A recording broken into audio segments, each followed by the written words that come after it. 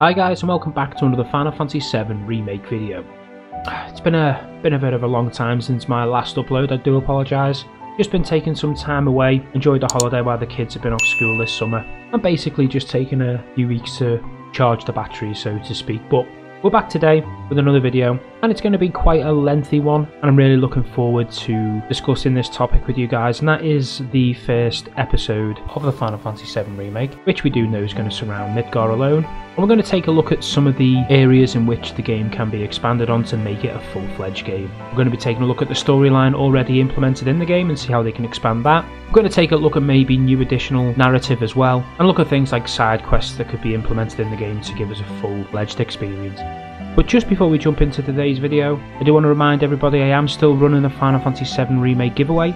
I will be giving away at least one copy of the game, and depending on how well this goes, that may increase. And all you've got to do to be in with a chance to win a copy of the game is just simply subscribe to the channel. Drop a comment down below to let me know you've done that. That's always beneficial to see new subscribers coming in. And with that being said, let's jump into today's Final Fantasy VII Remake video. It's been a while since E3, and one question everyone seems to have is what content is going to be available come March 2020. We do know that it's going to be surrounding Midgar, and from the sound of it, it's going to be Midgar alone, because they've come out and said Midgar in its own right will be a full-fledged game. So we're going to take a look at how it can be expanded, what content can be brought to the game, and basically what new additional content can be brought to the table to give us a full Final Fantasy VII experience. And what I've done is to help me with this video, because I thought nothing better than asking the community, is I took to Reddit, and although I haven't uploaded in a while, I did, put a few posts over this last month out there asking people what content they'd like to see. So we're going to take a look at that, and there's some very interesting topics indeed. And obviously, as you can imagine, the size of the Final Fantasy VII community, there was a lot of people who did get back in touch with me, so I'm sorry if I don't get to cover all the points. I'll try and cover the more intriguing ones, or the ones that I feel personally would be great to have in the game. And all I'm going to say is to anybody who is watching the video, you might want to go and make yourself a drink, because this is going to be quite a lengthy one. So if you're ready, let's go. I think it's fair to say we haven't even scratched the surface with Midgar.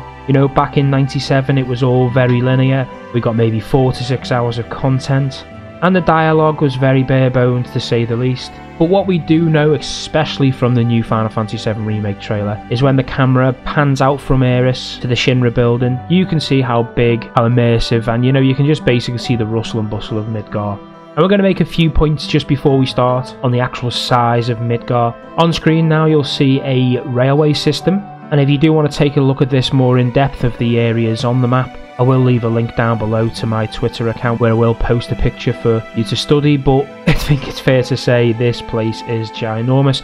In fact, there's even an airport in Midgar, which I didn't even know existed. So that's just to give you an idea of how big Midgar is alone, and I am pretty sure we could make 3 games, never mind 1. So now we all have an idea of how big it is, let's go through these Reddit posts and see what you, the community, and myself have come up with. Because here on this channel we don't just bring the news, we make the news. The first thing I want to talk about is everything prior to the bombing mission. And a few people on Reddit are curious about this as well, so how Cloud ended up with Avalanche, how Avalanche was formed in the first place, and basically how we get to that moment where Cloud's on a mission with them.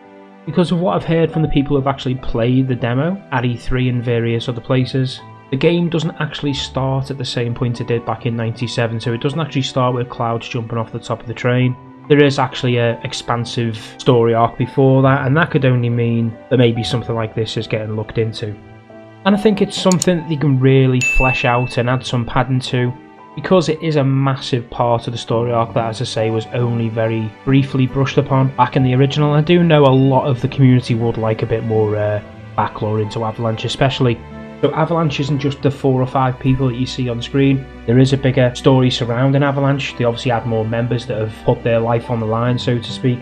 And I'm pretty sure we're going to have several hours surrounding Avalanche, whether it's side missions, going to collect intel on further missions they have planned, and things like that. And Blight says, when looking at Jessie, there will be plenty of stories to tell, and she might be a useful character for a few fetching missions, and the same with Biggs and Wedge. He says these characters will probably play a larger role in the game, and to me it's obviously going to happen, but what we'll be able to do with them is still unclear. But what I would like to personally see is a bit of backlore of how they became part of Avalanche, or how they formed Avalanche, because they all must have a story to tell with Shinra. We do know they've all been affected in some way, shape or form, whether it's family or themselves. It would be good to see some storyline surrounding how they became part of Avalanche. And finally on Avalanche, Writer Man says he wants to see how Tifa got involved with Avalanche and how she met Barrett, and basically just a bit of backlore. And again, I suppose it's just under the topic that we're on regarding everything before the bombing mission. So before you even jump off that train, I'm pretty sure you'll have had a good half an hour to an hour's worth of content, and hopefully a lot of these questions here have been answered. So the next thing I wanted to touch base on is basically current storylines that they can expand on. And I am going to try and keep this section brief because, I mean, there was so much interaction regarding the main storyline and people's imagination run wild of how they could expand on it. I'm just going to pick up on a few of the key areas that people mentioned quite a few of the times, and that was obviously sectors and reactors. So it goes without saying, sectors are obviously going to be more explorable. They make up Midgar as a whole, so it kind of makes a lot of sense. And the reactors, we know each sector does have a reactor. And although I don't believe we'll blow them all up, because then it'll just leave the whole city in ruins, and that's not how you leave Midgar in Final Fantasy VII back in '97. I do think that maybe there may be points of interest within the game of maybe taking down some higher value targets.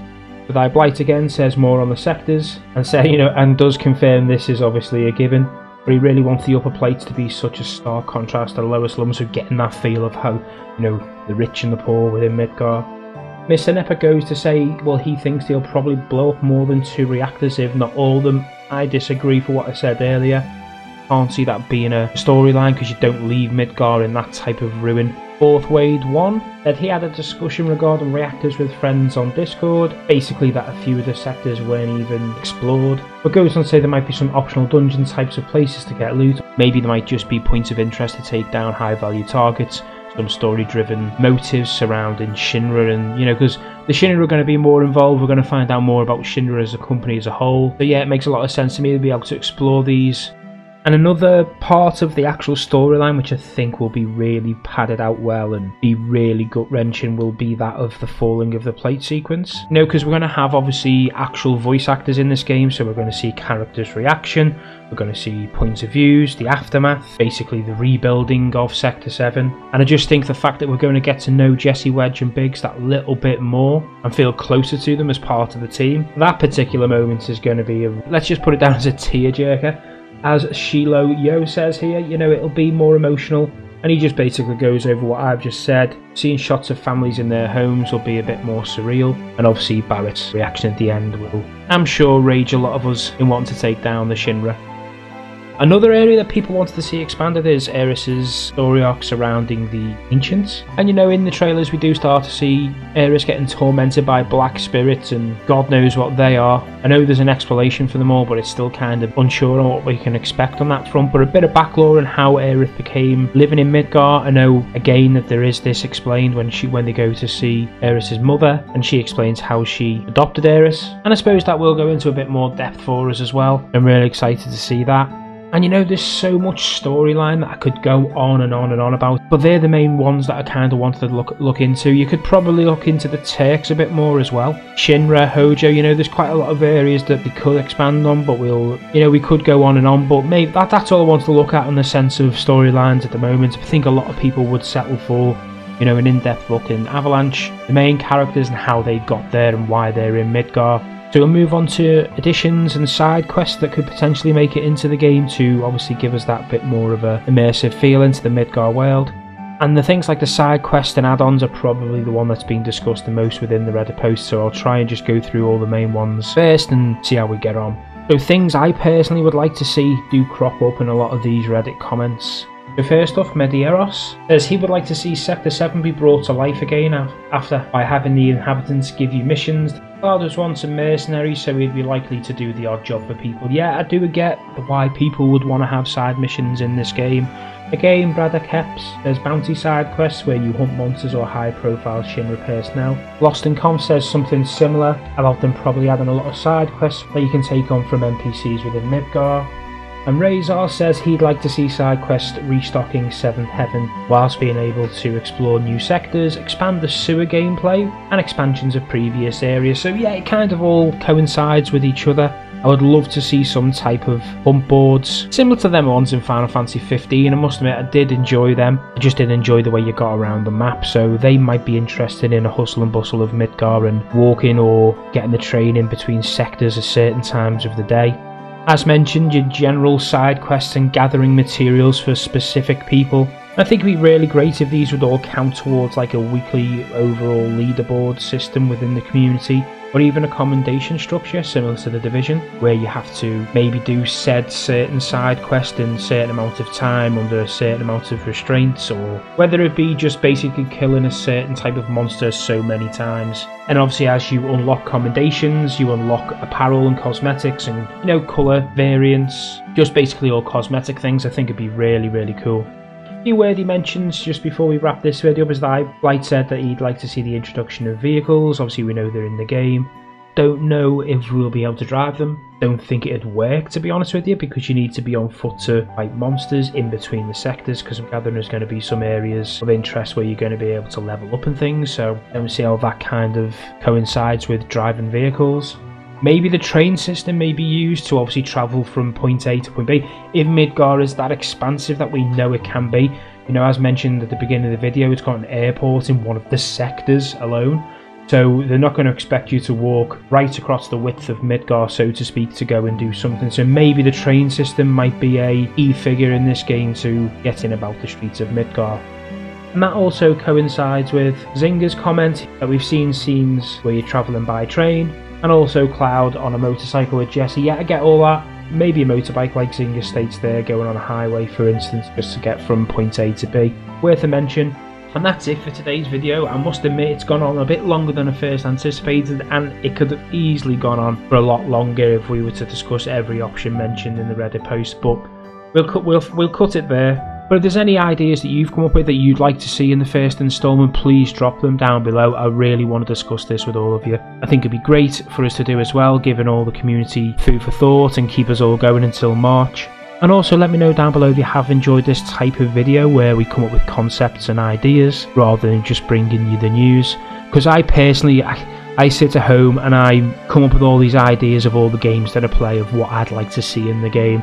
And although I like to bring news videos to this channel as well, I do feel like those type of videos are covered quite quickly by all the YouTubers and articles and obviously social media feeds nowadays. So I do like to do these things that are maybe a bit outside the box. So if you do like these videos, let me know down below. Hit that like button. If you're new, subscribe to the channel for the giveaway. Thanks for sticking with me, and until next time, take care.